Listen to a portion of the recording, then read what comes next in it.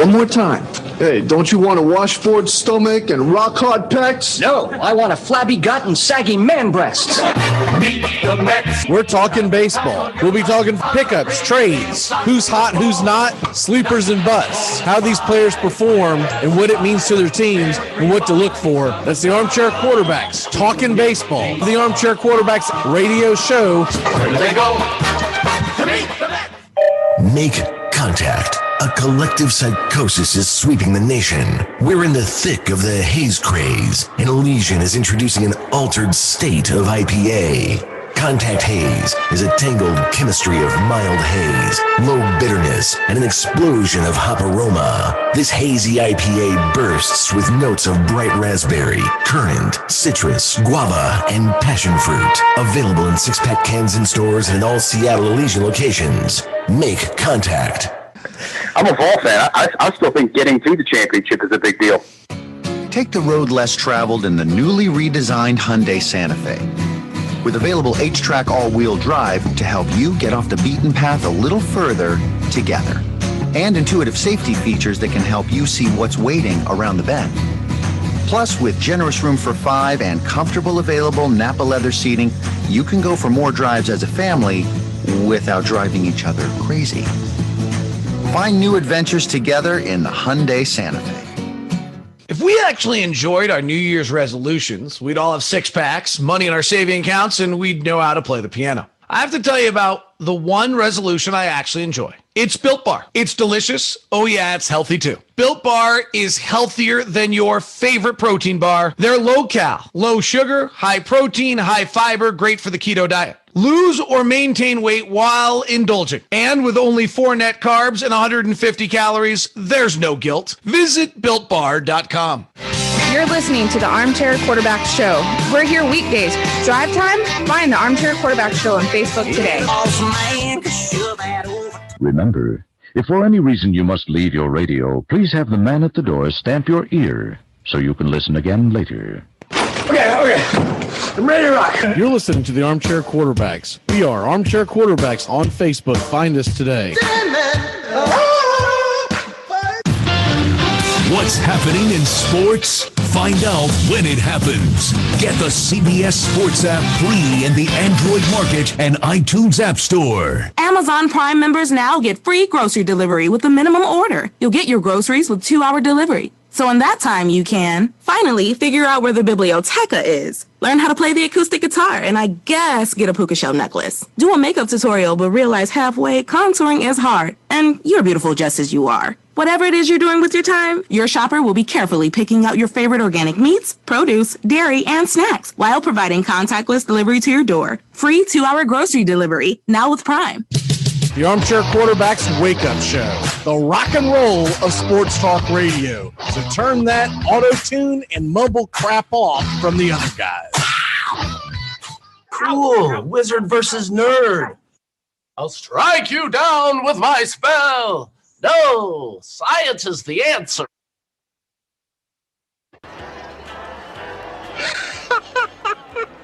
We have been hoodwinked, bamboozled, and flat out deceived. There's something kind of about a kid that's never played baseball. Make sure to listen to the Armchair Quarterbacks. Good enough for us down here in the bayou. Go Tigers and the Armchair Quarterbacks. It's morning. Yes, and what a lovely morning. Good morning. Good morning. We've talked the whole night through. Good morning. Good morning to you. I pledge allegiance to the flag of the United States of America and to the republic for which it stands, one nation, under God, indivisible, with liberty and justice for all. You know, but it's hard to take Diet Coke away from me. And I was proud of myself. I only smoked 6 cigarettes today. Usually I smoke about a pack and a half, so. Armchair. CBS Sports Radio. You're listening to the Armchair Quarterbacks on CBS Sports Radio, #1 sports station.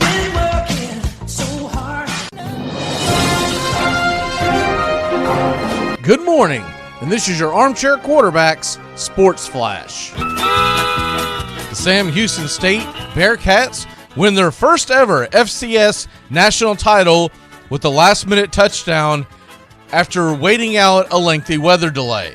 Eric Schmid's third down touchdown pass was a 10-yarder to Adai with 16 seconds left, and Sam Houston State, following two fourth-down conversions on the final drive, beat top-seeded South Dakota State 23-21 on Sunday. The game started in a steady rain delay, getting stopped with 8:25 left in the second quarter because of lightning from the same weather system that impacted the final round of the PGA Tour's AT&T Byron Nelson tournament. There were tornado warnings south of the area. The rain had stopped when play resumed and the sun broke out from the clouds. The long college football season has finally concluded and will start back up Labor Day weekend.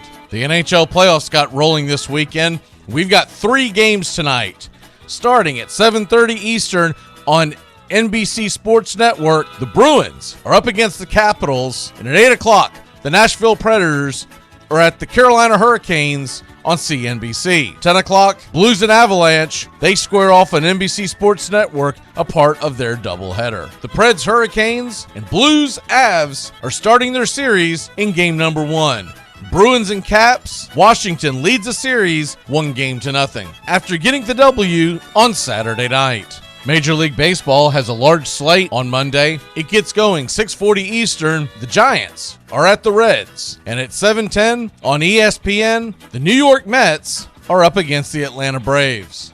Taijuan Walker versus Max Fried. Couple of big series for the Chicago teams, both taking place at 7:40. The White Sox are at the Twins, J-Happ versus Keuchel, and the Nationals invade Wrigley Field. At 8:05, the Yankees travel to Texas. 9:38, you've got Cleveland at LA. The Angels send Sandoval to the mound while the Indians counter with Henkes. And at 10:10, Diamondbacks at Dodgers. Madison Bumgarner versus Walker Buehler should be a good one. Rockies and Padres at 10:10.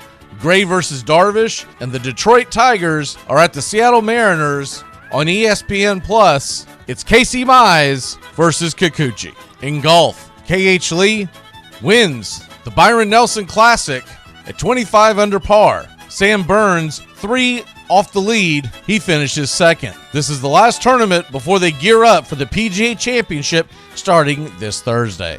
And in the NBA, the playoffs are set. The East will begin Tuesday night at 6:30 p.m. Eastern. On TNT, you got a doubleheader. Hornets are at the Pacers in the play-in round, and the Wizards are at the Celtics at 9 o'clock. We'll sort out the Western Conference today on the show. And that's your Armchair Quarterback Sports Flash. Stay tuned for more of the Armchair Quarterbacks radio show and YouTube Live. Please like, subscribe, and share our show today. The Armchair Quarterbacks, your first choice for sports talk live from the First Coast.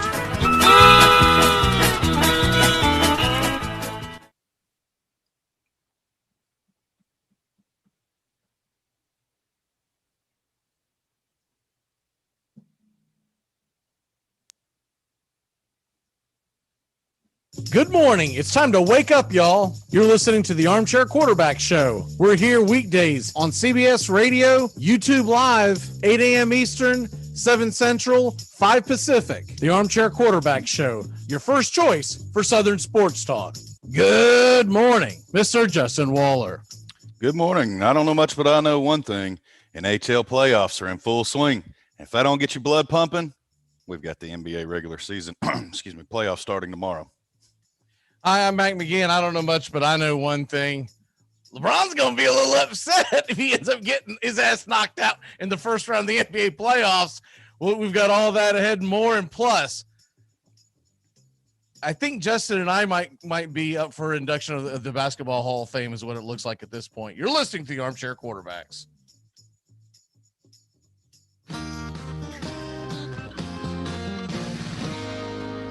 So lame. All anyone's talking about about is this election. It's ruining Twitter. Andy, you should be excited. This will be your first time voting. I believe I speak for all of America when I say let her sit this one out. So boring.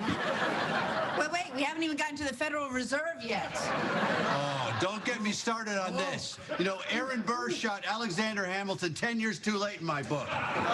It's easy to be consistent like Obama when all you've ever done is organize communities. He did a great job with that south side of Chicago, boy, didn't he? It runs like a watch down there. You can't wear one. Armchair.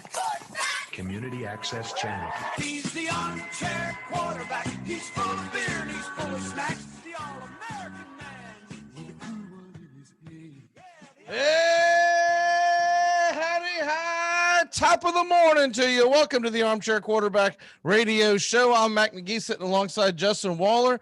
Justin, how the hell are you this morning, sir? On, I guess the playoffs officially start today in your world. Yeah, it's go time in Smashville, and I'm optimistically nervous. It's a calm nervous. I like what we saw the last two matchups against Carolina out of this squad, and hope they can carry that momentum and have a recipe to. They got to steal one here. They've got to get one of these two and bring it home and try and secure home ice at that point.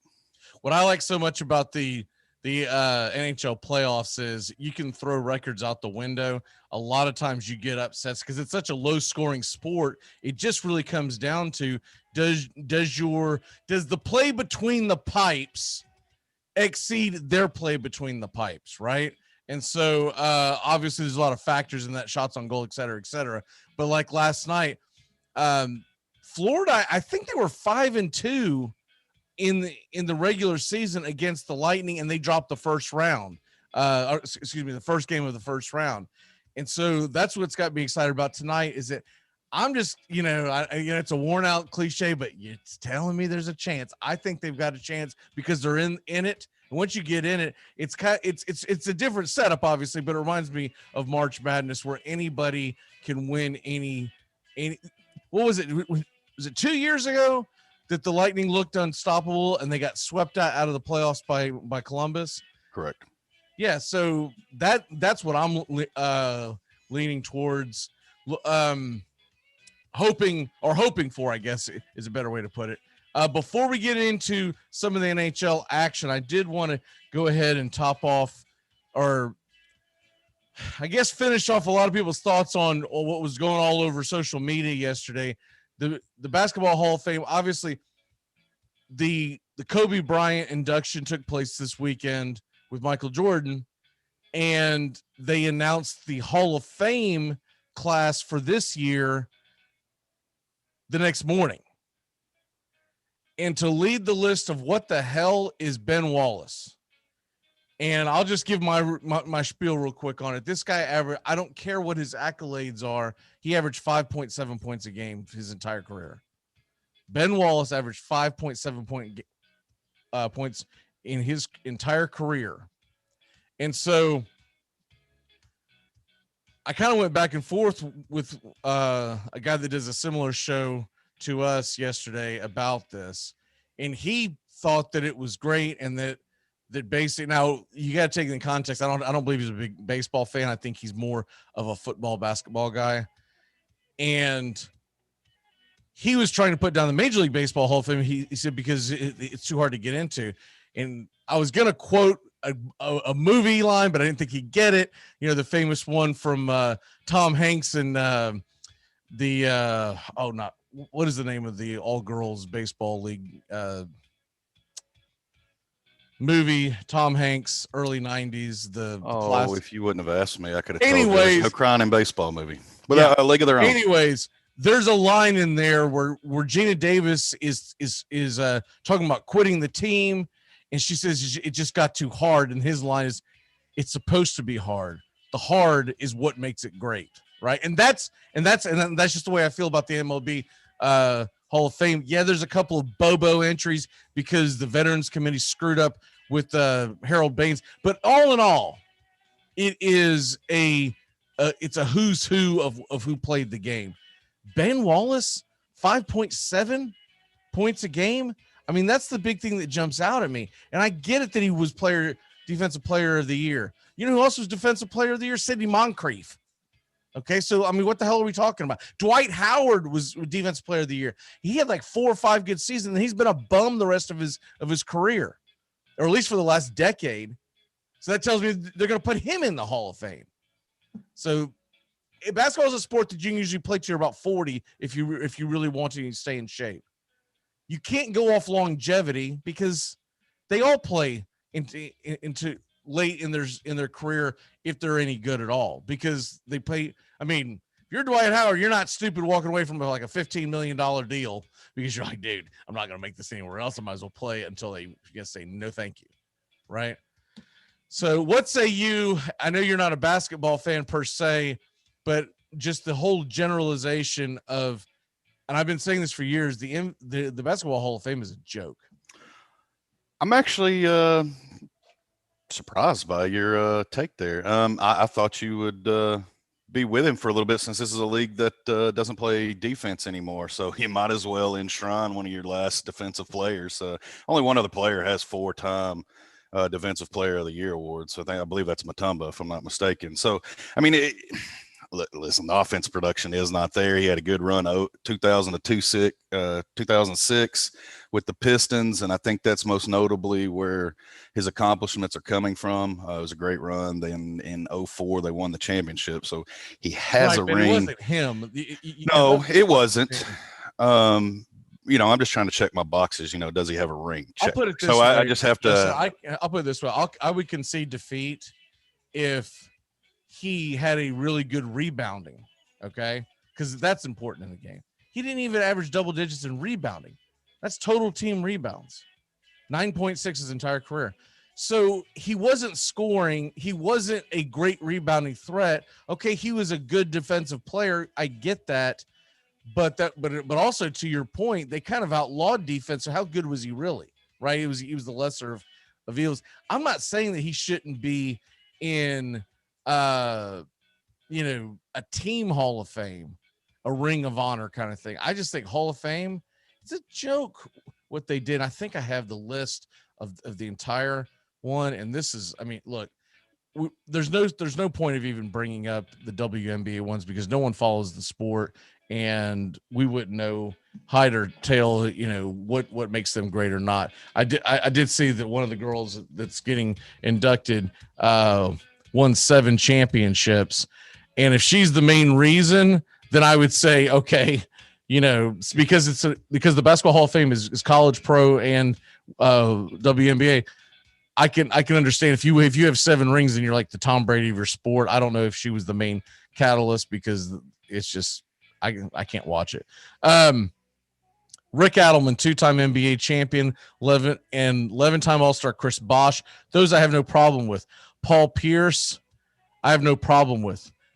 Bill Russell, I guess because they're putting him in as the head coach a second time. I think that's a little stupid. I really think that they're leaning into something here because the note said the first black NBA head coach, Bill Russell, but he's already in the Hall of Fame for first play, and he was not a good coach. So that's just kind of like a footnote. And I think that's really going towards the all the virtue signaling that we see nowadays. And then Ben Wallace, and then Chris Webber.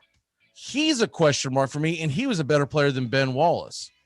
But the one that really sticks, and I feel like every year the NBA has at least, or excuse me, the Basketball Hall of Fame has at least one guy that you're like, all right, I mean, he's good, but all he played was defense in a sport that you're supposed to go 2 ways. The argument that was given to me by the gentleman I was going back and forth on it, and I'll give him his due for his argument. I think it's a weak argument.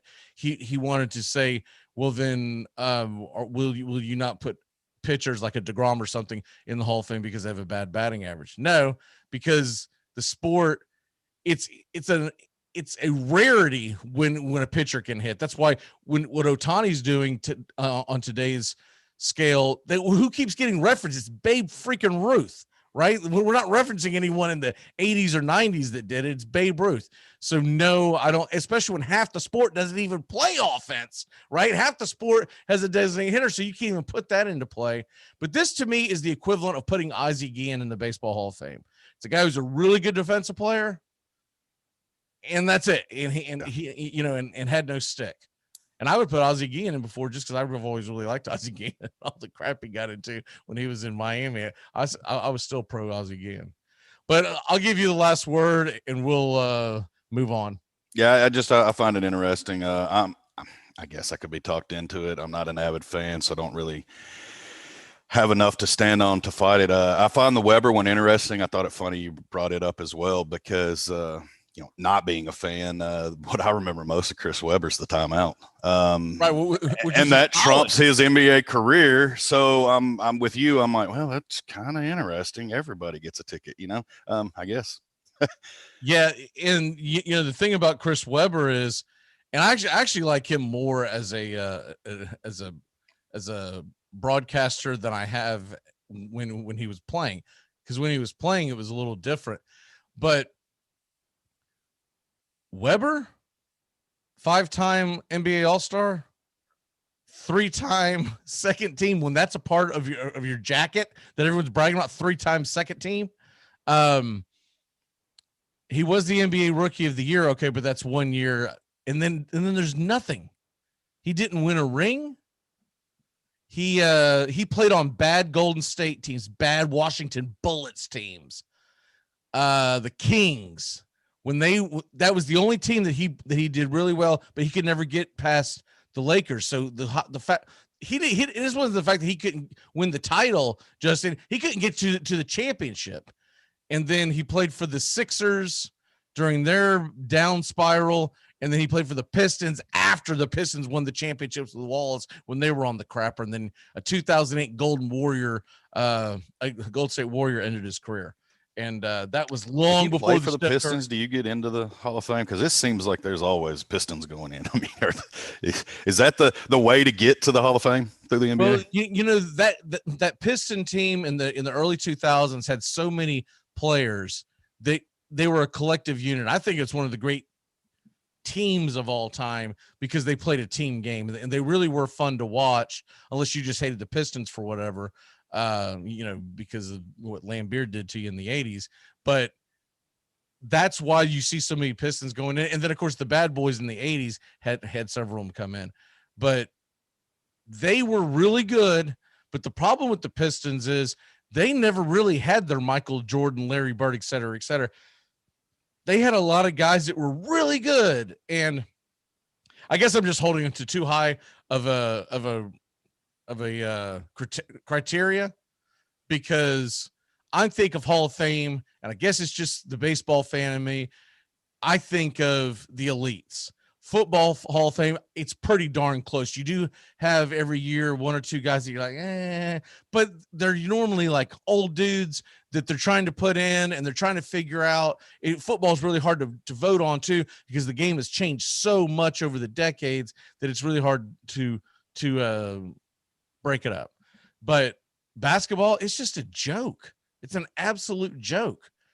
And it would piss me off if I'm Michael Jordan in the Hall of Fame and they're letting guys, nothing against Ben Wallace personally. I don't know anything about him personally. I'm saying, and I look over and I'm like, you're putting me in the same room as him, right? It's just like, we're not the same.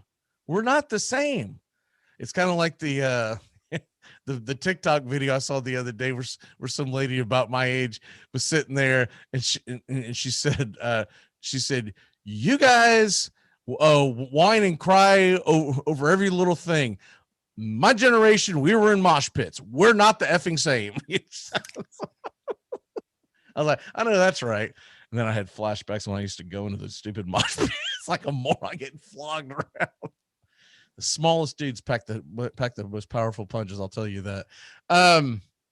Let's go ahead and move on to the NHL playoffs, because we're going to run out of time. I really want to dive into this because I watched 4 games this weekend, which I think would surprise you. But I do enjoy the Hall of Fame That's Hall of Fame. I got to put my ledger. I do enjoy the NHL playoffs much more than the regular season, just like with basketball. And so I watched most of the first game on Saturday night. We ended up going out and having beers, and they didn't have the game on, and I wasn't going to argue and fight about it. But yesterday, I watched the Islanders top to finish, and then I did the same thing with the Florida game. And then the Minnesota game, I kind of I glanced at it. So I'll say I honestly watched 3 games this weekend. Did you get a chance to catch a lot of it, or? I caught some of the Nationals Bruins on Saturday, similar situation to yours. And then Lightning Panthers was the one I caught yesterday. I was disappointed that there weren't more games on Saturday.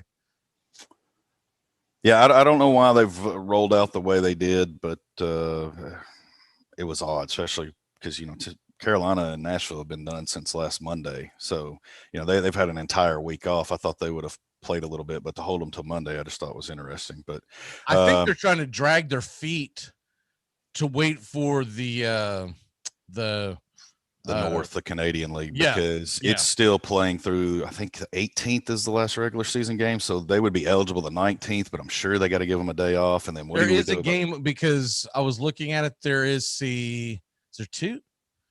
Tuesday the 18th. Oh, wait a minute. All right, well, those may not be playoff games then, because no, they're still regular season.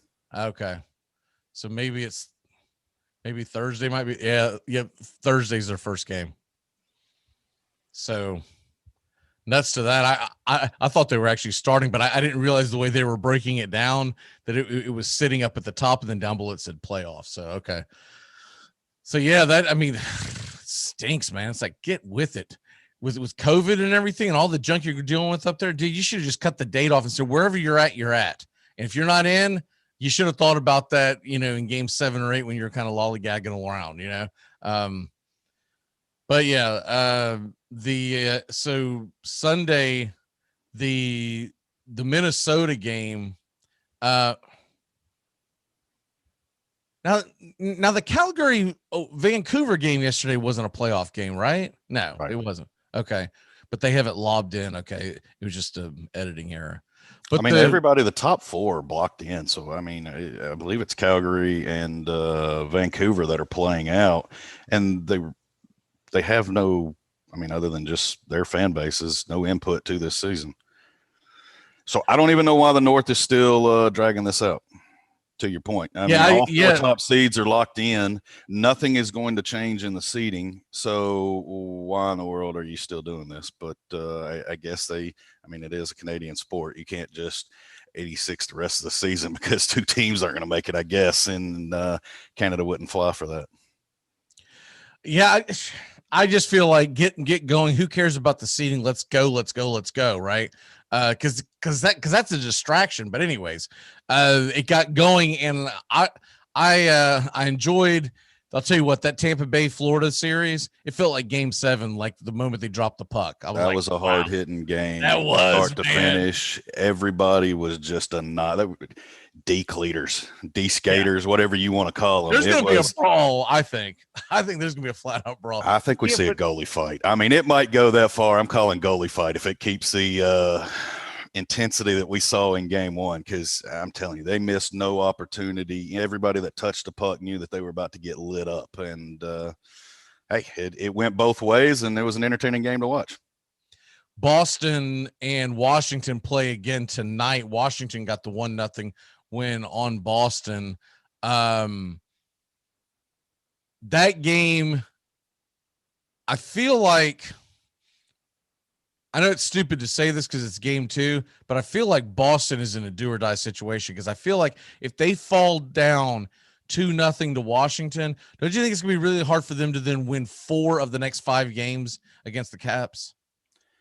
It would be hard. I'm not going to say it's undoable for the Bruins, but they did lose a lot of key pieces, and they're not the Bruins of old. So I definitely think if Washington can steal 2 in Boston, then it's pretty much over. I think I'm going to have to change my bulbs, by the way. I keep moving my lamp back. Can you see how bright my the picture comes to me?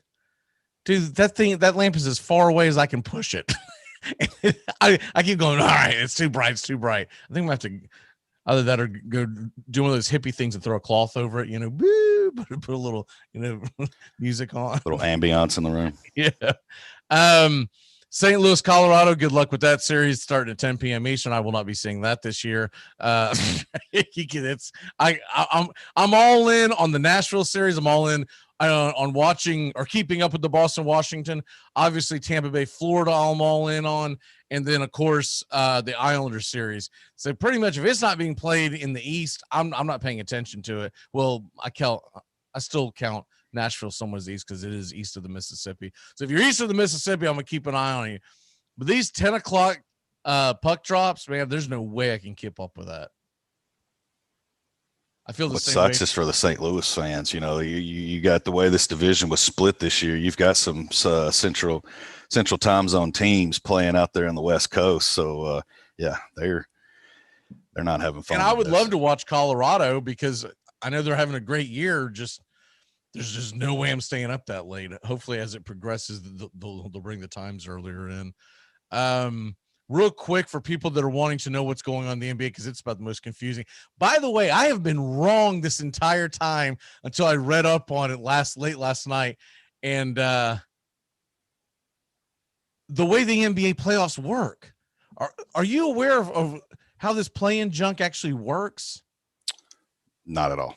All right, so I'm gonna just you common sense me on what you would think. It says 7, 8, 9, and 10 seeds in each conference, so 8 teams total. Okay, how would you think that would go? 7, 8, 9, 10 in the East, 7, 8, 9, 10 in the West. How would they play that out when they 7, 10, 8, 9, and then they both play each other?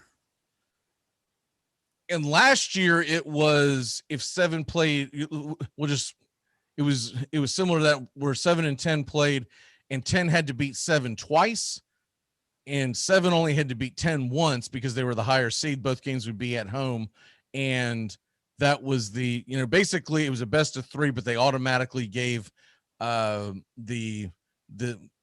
home team a 1-0 series lead is the short of it, right? This year it's totally different, and it doesn't make any damn sense to me. So even though we know that I'm not the biggest fan of LeBron James, he's kind of got a point to this. This thing is stupid. So 7 and 8 are going to play each other tomorrow, and 9 and 10. And whoever wins the 7-8 game goes on to the real playoffs, right? So that's Boston and Washington tomorrow night. The loser goes and plays the winner of the Charlotte-Indiana game because the loser of the Charlotte-Indiana game is eliminated. And then the winner of Indiana-Charlotte winner versus the Boston-Washington loser goes to the playoffs, and they then become the 8 seed. And I'm like, what the hell? That makes no sense. So you have a regular season round robin tournament to make the playoffs, and then you have a round robin tournament really weird at the end with the bottom of the guys that couldn't get in to try and get more people in. Is that what you're telling me? Yes, and I believe once you get there, I'm pretty sure the way I read it, once you get there, so like let's say Boston loses to Washington and they have to go play for their lives, then they have the advantage, and we'll just say Indiana has to beat Boston twice. I think so. I'm pretty sure that's how that goes. But it's so damn confusing. Like, why would you do it this way? It's hard for a fan to keep up because I read several articles and there's finally one that broke it down, and that was the way it was explained. So I'm going to, because it was a credible news source, so I'm going to assume they did their due diligence and they're correct on that. But we'll see if I wake up, Thursday morning or Friday morning. Go, wait a minute, what the hell's going on? There's a knife fight at half court to figure out who's going to shoot free throws to get in. I have no idea what the hell they're doing. It makes no sense. I like the idea of the expansion, but I just thought it was, it's a best of 3 and the top seed is already at 1-0. And I was like, that's a fair way to do it. Let's go. It's a lot easier for people to keep up with. So in theory, what we're looking at is this is what LeBron James is all mad about. And I still think he's a whiny bitch, but still, I kind of see his point now. Golden State and the Lakers are playing the 7-8 game. So that's the 10, which that's a really good game. Unfortunately, they're going to start at 10 o'clock at night. I'm not staying up for that. San Antonio and Memphis play in the West. So let's say Memphis wins and Golden State loses, or sorry, Golden State wins. Then the Lakers would be playing Memphis for their collective lives. But I think the way it's set up, the 7-8 seed, they would have to lose 3 consecutive games to get knocked out of the playoffs. And I will say this, looking at it from that perspective, it's you can't complain that much, right? But it is a goofy way that they're doing the play-in tournament. Yeah, I'd rather seen a horse tournament, winner take all. Put your shooter out there and shooter's going to shoot. Speaking of that, Florida State women's playing for the national title tonight on for women's soccer, and they went to a shootout to see who wins, because both two teams were tied 0-0 at end of regulation, and then they did 10 minutes in overtime. I don't think I'm glad Florida State won, pulling for the girls, but I don't really think that's a fair way to determine your national champion to go to shootouts, because Virginia played, I thought the better game, but they were terrible in the shootouts. Florida State's goalie guessed every single one. Like I thought someone was banging trash cans. She guessed every single goal that they went to shoot for. And then the Lady Knowles, man, they were just like head fake, boom, in the corner, head fake, boom, in the corner. And the goalie was just like this the whole time. And I was like, wow, all right. So they play Santa Clara tonight. And I know not a lot of people are going to be watching that, but if you are, it's 5:30 Eastern, ESPN2. And then the men's is tonight at 8 o'clock Eastern. It's Marshall versus Indiana, I think. And those are not soccer powerhouses, by the way, for people who don't pay attention. Like Marshall, I'm not even know Marshall had a good soccer team. What's your walk-off, sir? Speaking of Florida State, in the news this week, New York Giants bringing back one Kelvin Cheeseburger Benjamin, not to play wide receiver, but to play tight end. So my walk-off for the day is Kelvin Benjamin will be a better tight end than Tim Tebow. Tight end is the new norm. Everyone's going to come back and play tight end. I bet you Michael Jordan could probably come back and play tight end. A heck of a good one too. I had a really good joke, but I can't think of his name. So it's lost. Well, I'll see you next time. We got to run to break. Red Raider Doug's on the way. We'll be back in a flash here on the Armchair Quarterback Sale. If I can find the stupid commercial button, good Lord. Sometimes we're funny, sometimes we suck. You're listening to the Armchair Quarterback Show. We're here weekdays. Drive time? Find the Armchair Quarterback Show on Facebook today. Yes, I will go all the way. You'll do anything to stay healthy. So isn't it time to think about your water? Aquasana water filters remove contaminants other filters don't, like lead, bacteria, viruses, and pesticides. Up to 99% of 88 contaminants, while leaving vital minerals you need like potassium, calcium, and magnesium. Visit waterfilter.com now and use promo code RADIO to get 50% off. That's waterfilter.com, promo code RADIO for pure, delicious water and the ultimate peace of mind. Aquasana, better water, better you. ACC football covered like no other here on the Armchair Quarterbacks. Out of the shotgun, third down and about 10. Ward getting some pressure, getting more, gets it away. He's got fire wide open. Touchdown. Florida State. That's what Florida will do to you. Georgia Tech 45, Nebraska 21. It's now up to the voters. They look like the number one, don't they? All right, 6 seconds to go. Maurer throws it up for grabs. There's 5 defenders back there. And Nick knocks it down. The game runs out.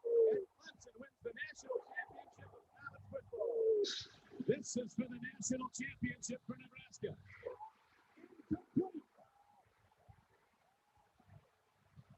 And for Miami, an absolutely miracle year. The dream season as they come back from a bad loss opening day.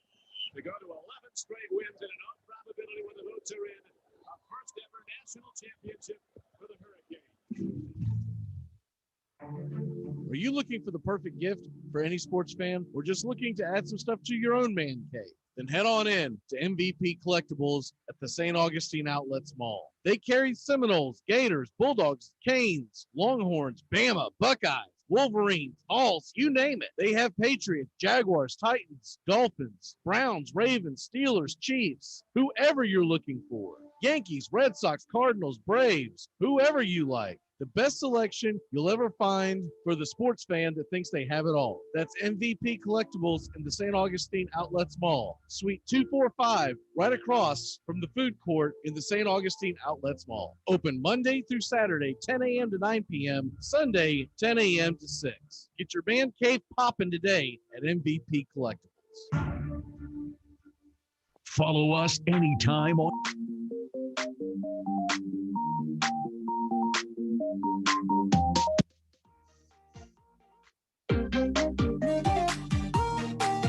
All right. Good morning.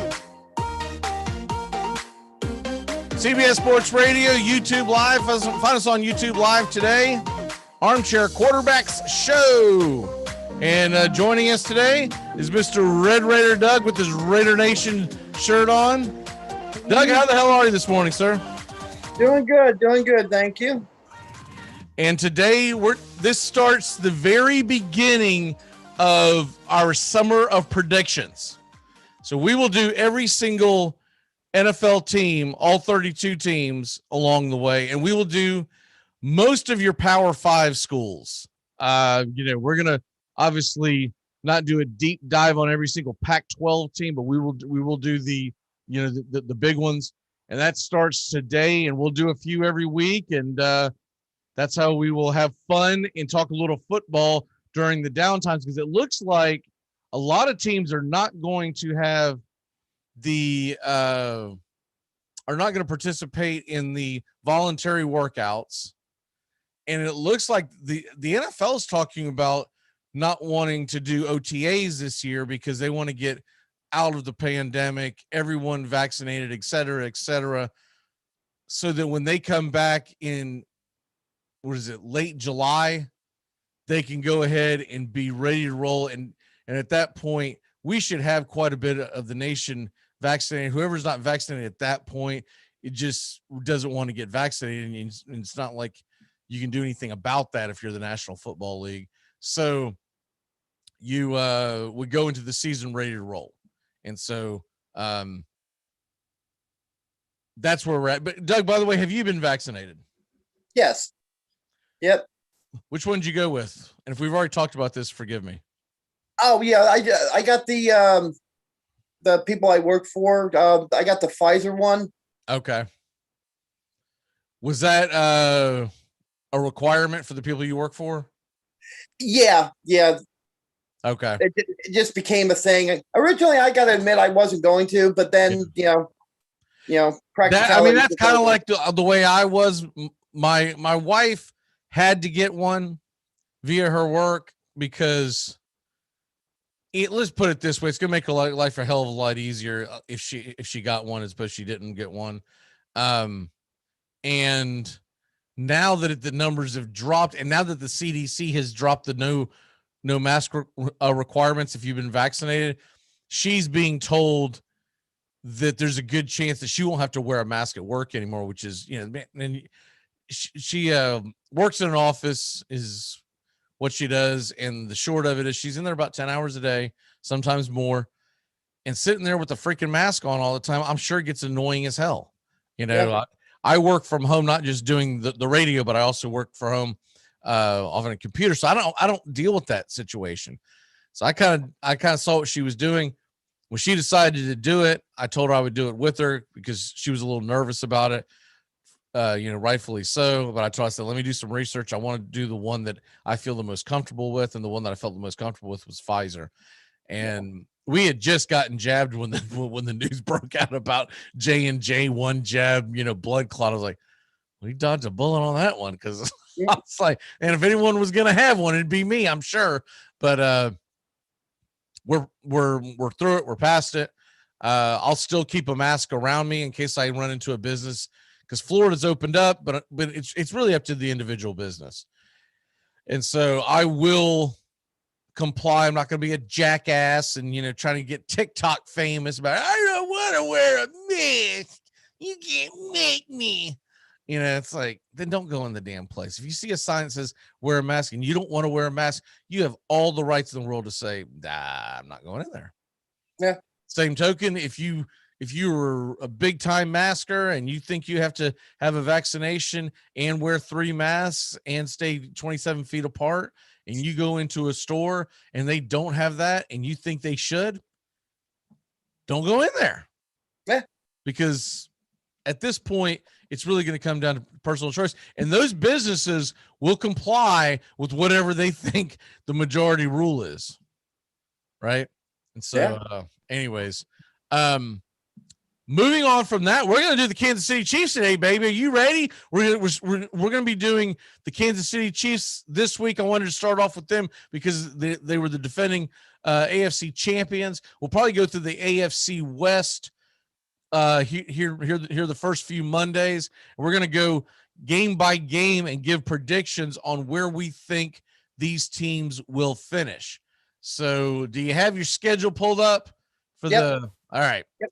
So Kansas City Chiefs, obviously we don't have to do a big breakdown. I'm trying to get out of the breakdowns that we did because I think they got a little monotonous and boring, and we'll just go to team schedules and do the predictions, and along the way we can talk about what's happened with them and why we think. And I think that's a better way to do it.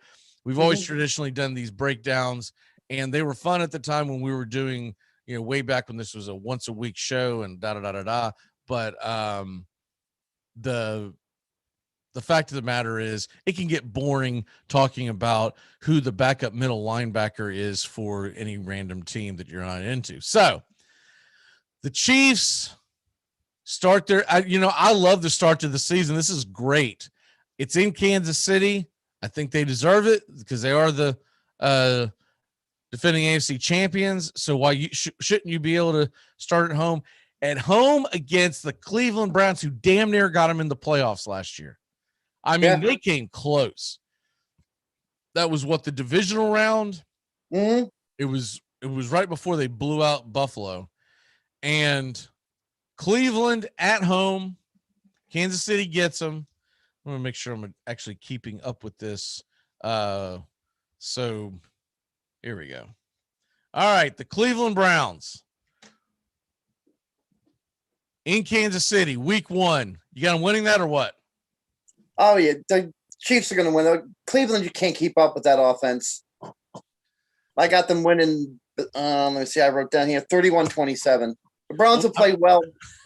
Well, you don't have to give me a score. Oh, I wrote it down that way, but yeah. Rushing yards will Baker Mayfield have? I'm going to hold you to this. The Monday off. You said 17. He only had 16 yards. Rushing. You're a moron. Remember in May when you said he would only. Okay. Okay.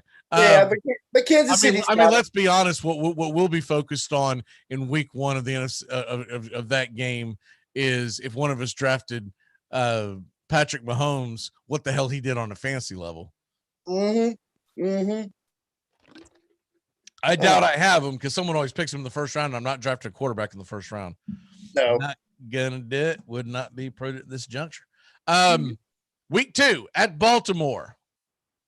And this is a Sunday night game. Who you got?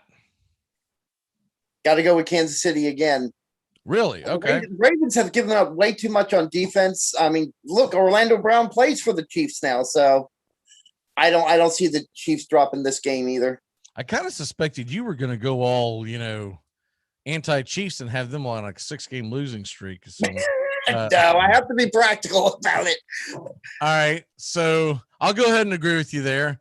I do think Baltimore has a chance of winning that game because it's a Sunday night game, but Baltimore seems to be a very tough team to win in Baltimore at night. You know what? I'm going to go ahead and call the upset. I'm going to say that the Chiefs at that point are 1-1, and you've got them 2-0. Okay. At home against the Chargers. This is going to be a fantastic game because I think the Chargers eventually, maybe not this season, but I think the Chargers are going to be, if there's going to be a team that's going to be a problem for the Chiefs, it's going to be the Chargers, but not this week. I got the Chiefs winning in a close one. So the 3-0, I got them winning mainly because it's at home. They're 3-0. They're going to Philadelphia, 1:00 kickoff. Who you got? Got to go with the Chiefs again because Jalen Hurts is not going to keep up with Patrick Mahomes. I agree with that. Then Buffalo comes a calling. Sunday night, a rematch at the AFC Championship game where they got their doors blown off of them. Does Buffalo get the revenge? No. It'll be a close one. They'll make a mistake. There'll be like a late interception, and the Chiefs will win in a squeaker. It'll be a good game. It'll be close, but I think the Chiefs will pull that out too because the Bills' defense is lousy, and I didn't see them making any. I think the biggest way that they can help that defense is to get a damn running game, commit to the running game, because I think there are players on that Bills defense that is actually pretty darn decent, because we saw it a few years ago before they went pass happy. They were one of the best defenses in the NFL, but it was because they were fresh and they so I really think what helps with Buffalo this year is to help their defense. They need offense, meaning they need to hold on to the ball. That basketball fast break stuff that they're doing, it could only wear down your defense. The next week they're at Washington, the Washington football team. So 1:00 kickoff. Who you got there? I'm gonna have to hold my nose and say the Chiefs are going again. But if there's going to be an upset, this is where it's going to be, because one thing people may not realize, Washington has a very good defense. And that defense, I don't know why they wouldn't realize that, man. They're ranked. I think they're ranked first or second in the league. And but a lot of people, I think it's just because it's the Washington. I think they're just biased with that Washington team. But people, and I'm speaking from a fantasy point too. There may be fantasy players don't realize that's a really good defense. And I think that is. I don't want to start them the week they host the Kansas City Chiefs, though. If we're talking fantasy, I'm like, there's got to be maybe not waiver wire, man. Anything but that. Especially if points allowed and yards allowed, like we do in our leagues does. So then the next week they go to the Tennessee Titans, and that is a 1:00 kickoff as well. What you got? Chiefs in another close one. So you got the Chiefs at that point, they'd be 7-0. I've got them at 5-2 at that point. I do think Washington gets their number. Okay. I don't think they'll lose to Tennessee because Tennessee has done absolutely nothing with getting a pass rush. They have a couple of additions that they're hoping for, but there's not something that's really jumping off the board. So unless it just gets constructed differently and they have a better game plan, the only thing I could see happening if Tennessee could get this W is it how beat up and physically exhausted are they after playing at Washington. But if this is a heads up game, man on man game, I just don't think they're going to be able to hang with them. All right, they're at home against the Giants in week 8. Who you got? Forget about it. Chiefs all the way on that one. Daniel Jones is going to throw for 500 yards? At least, maybe. Oh, it's a Monday night football game too. In New York. That's the only thing that'll keep it somewhat close. The next Sunday, we don't know what the hell's going on with Aaron Rodgers. I'm going to guess that he's not playing for the Green Bay Packers Sunday, November 7th. So I have got to give Kansas City the W. What say you? I agree. I think with Rodgers or without Rodgers, I'm giving Kansas City the W, especially if Rodgers is gone. Week 10, they're at the Raiders on a Monday night. Sunday night. Sorry. Oh, Sunday night. That's right. This is where they take their first loss. Surprise, surprise. Surprise, surprise. See, you thought I wasn't going to resist, but yes, this is the Raiders do have their number, they have their number at home. I honestly think they'll lose too. That's a tough place to play. It's Sunday night, and the Raiders play them well. The next week, it is a Sunday afternoon tilt at home against the Cowboys. Man, should there be some fantasy points up on that one? What say you? Oh yeah, fantasy lights will be going. Your fantasy notifier will be going off every 10 minutes in this game. The Chiefs in a massacre here. Do you set your phone to those? I do, yeah. Ugh, you're a mental patient. Well, I have to because when I like them because I'm on the road driving a lot, and I like to get my notifications because I can't always look at my computer all the time. So that's why I do that. During the game? No, not during the game. I'm talking about when I'm away from the house and I'm getting it, especially with baseball season when there's day games and stuff. Oh, okay. I could see that, but no, not at home. I'm thinking of when a couple of the guys that we know well that have their phones set up to every time one of their guys scores. It's annoying watching a game with them, to be honest with you. Yeah, no, I have it off when because they're constantly staring in front of me. Hey, Jones just scored. Hey, Smith just scored. I'm like, we're watching it right now. Yeah, you freak. Why'd you even come over to watch the game, you loser? Go sit outside with your lemonade and just freaking watch your phone. We're gonna sit here and chug beer and watch the game in the living room. It's just it takes the fun out of it for me. I want to see it happen. Anyways. So you get the in-game scoring on your phone from baseball? That thing's got to blow up 27. No, not in-game scoring. I just get my fantasy updates on players, like Arenado hit the home run, that kind of stuff. I don't get the news. Yeah. Okay. That I understand. Yeah. Your guy gets hurt, I understand. Something like that. That I understand. But yeah. Going, the in-game.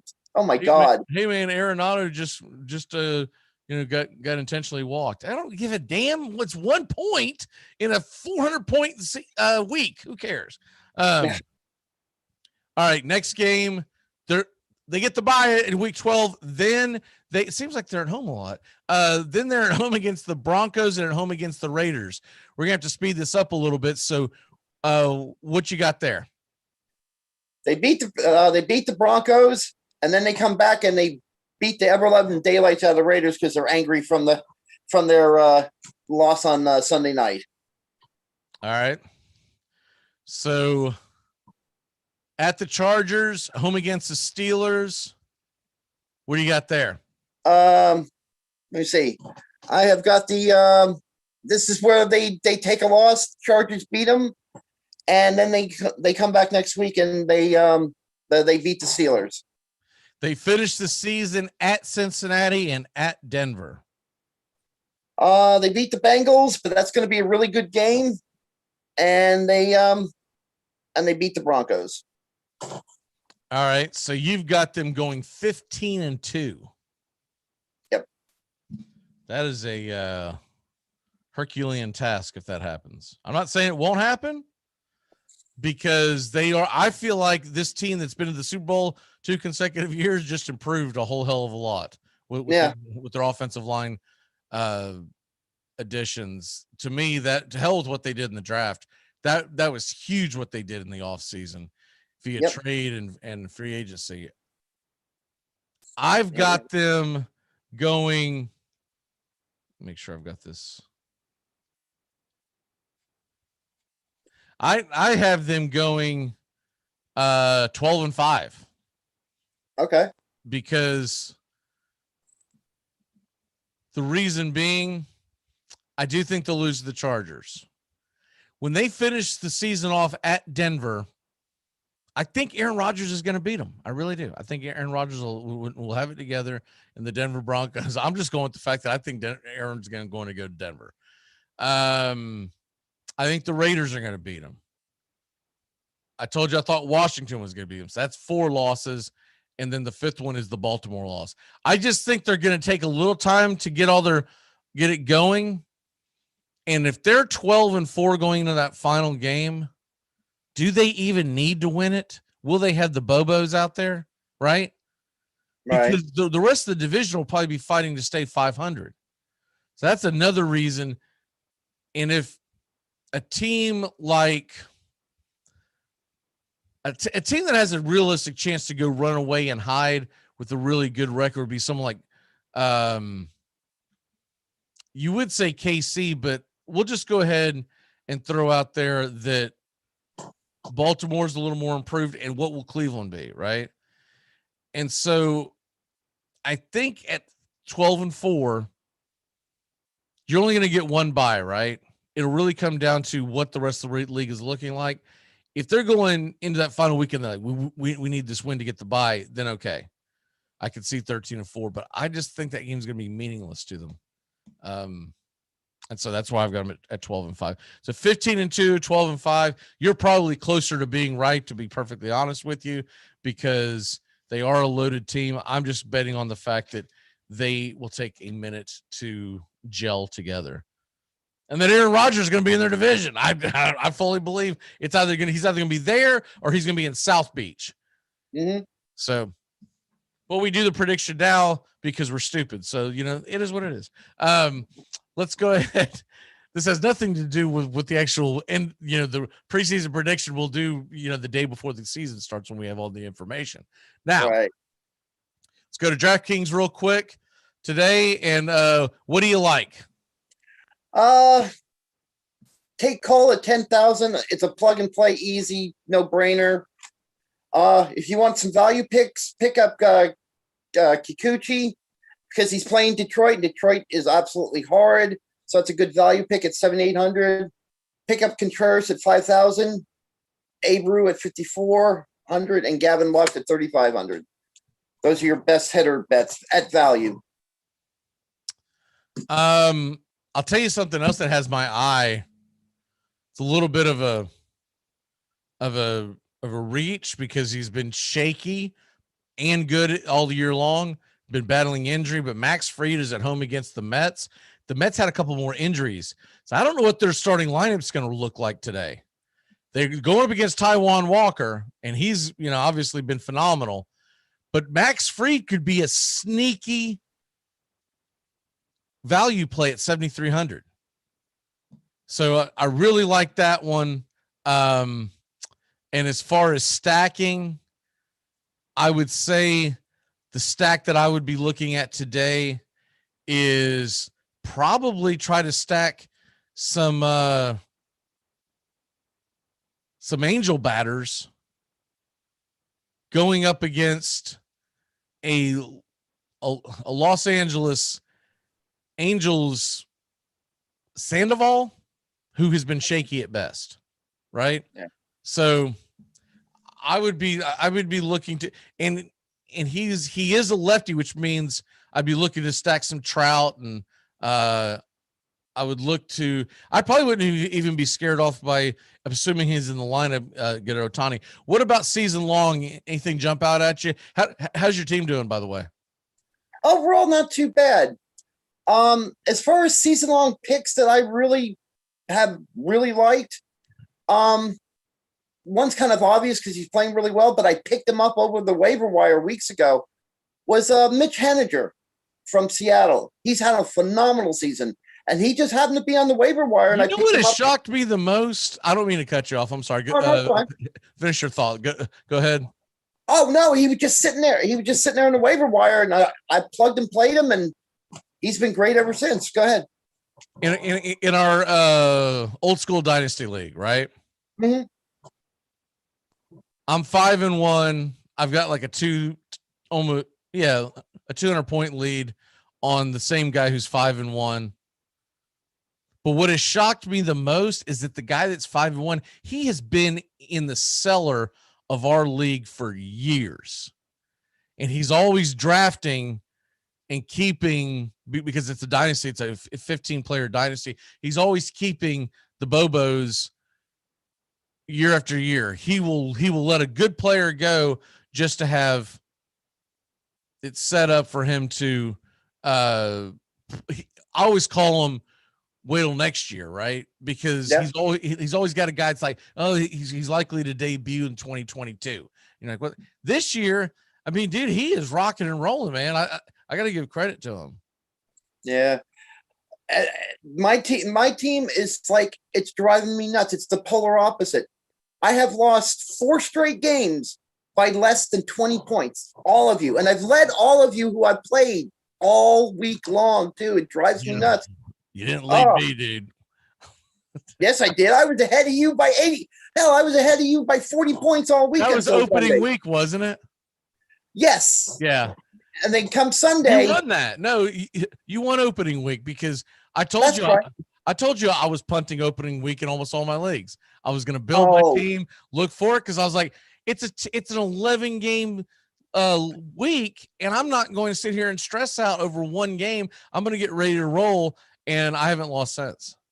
Nah, I've been like last week. I lost to a certain person by 7 points. Oh, that hurts. Yes, and all because Chase Anderson couldn't I pick. almost lost this week, but Rocky Top fell asleep at the wheel, didn't start 2 of his starters yesterday. But I had to look. Thursday morning, I think it was, I looked up and I was like, Jose Altuve is a free agent. What the hell's going on here? And it's because the guy who's last in our league is panicking. So I only had 1 pickup left. I'd already made a couple other pickups to improve my team. And I was like, dude, I don't care if I fall to second place, whatever, dude. I've got to freaking get Altuve. So I picked him up now, and I've got Altuve the rest of the year. So, it is what it is, assuming he doesn't get hurt or whatever. But I probably should have lost if he would have used his pickups and just would have if he would have just started his guys, he would have lost by a little bit, but he still had some pickups left. I'm a little surprised that Rocky Top, fell asleep with I meant to bring it up today and I forgot about it because I was about to say, were you drunk all weekend? Like, it takes 2 minutes to look at your lineup. But I'm wishing the playoffs right now. That's all I'm going to say, because I'm 5-1 in all 3 of the leagues that we're in.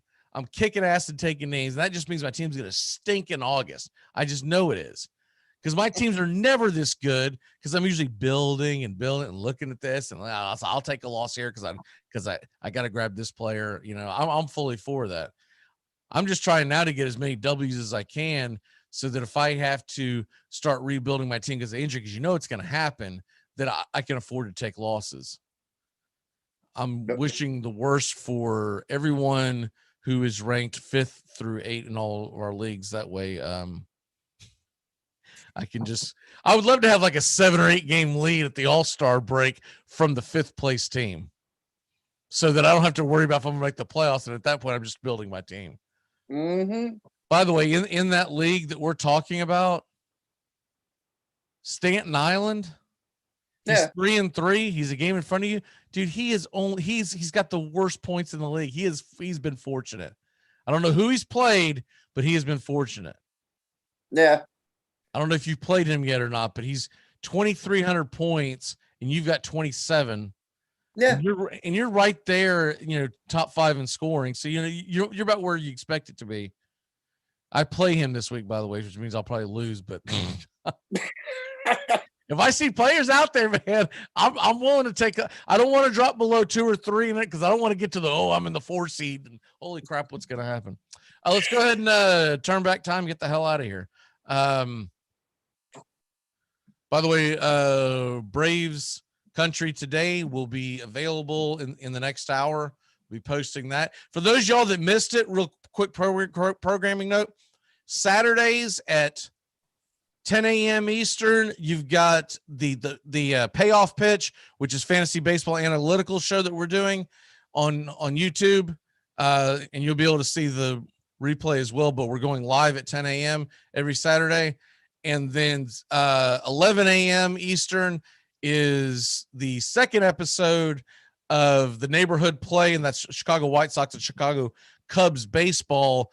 And Joey and Christian did a hell of a job. Even if you're not a Cubs or White Sox fan, it was a really good baseball show. So we got that. And in June 4th, which is a Friday in a couple of weeks, Timus Wooten, myself, and Angelo, we're going to be talking Red Sox, Yankees, Rays baseball.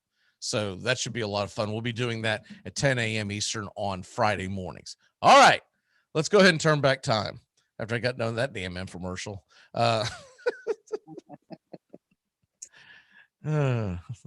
Brought to you by the Swiffer Jet. Okay, here we go. Turn back time.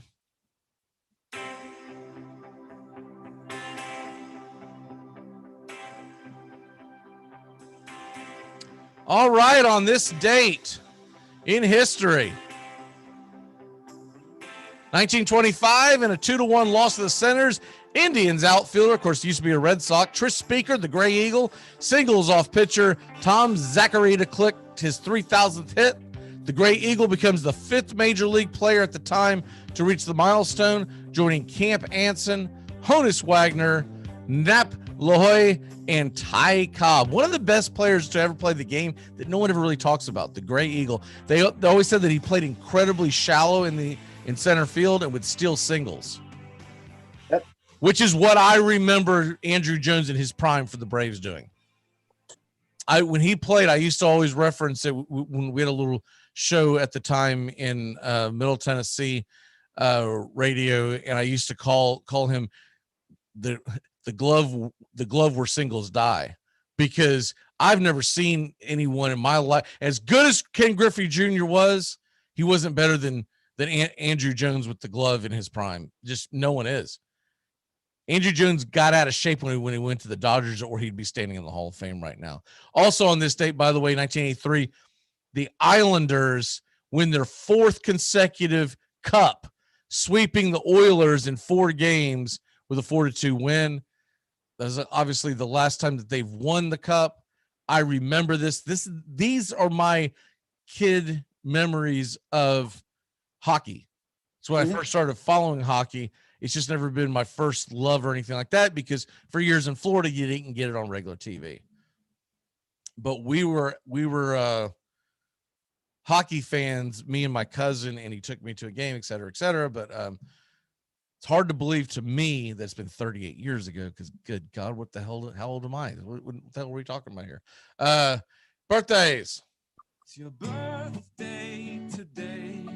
All right, a couple of good ones. Tony Parker, 39 years old. Was French-born American basketball player for the Spurs, and I always felt like he was just as, if not more important to the Spurs runs as Tim Duncan. I never thought he got his due. He damn sure wasn't no Ben Wallace with 5.7 points a game. Also, 36 years old. Very, very big year in his life. Matt Ryan, 36 years old. Happy birthday. I think this is the most pivotal year. This is the most pivotal year for him, because he could get reborn again with the addition of Pitts, right? Mm-hmm. Yep. And he could probably get an extension and play for the next few years. If he looks great, the Falcons will bring him back. But if he looks like he's lost a step, Matt Ryan is going to get kicked to the curb, and they'll go draft a quarterback. Yep. I still think they did the right thing in drafting Pitts. I agree. You can always go draft a quarterback this year if Matt Ryan really is going. What's your walk-off, sir? Walk-off is from the world of baseball.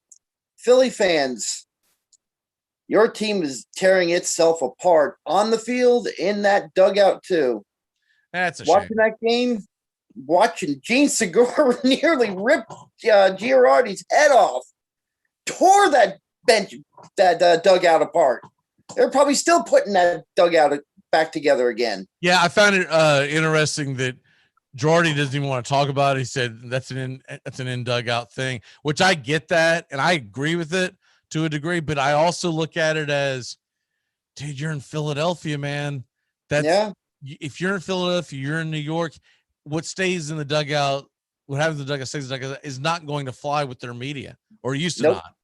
Well, I don't know if they've gotten all soft and everything, but they used to say, no, dude, we need to know. And they'll dig until they find someone who tells them exactly what happened. So you're better at controlling the narrative.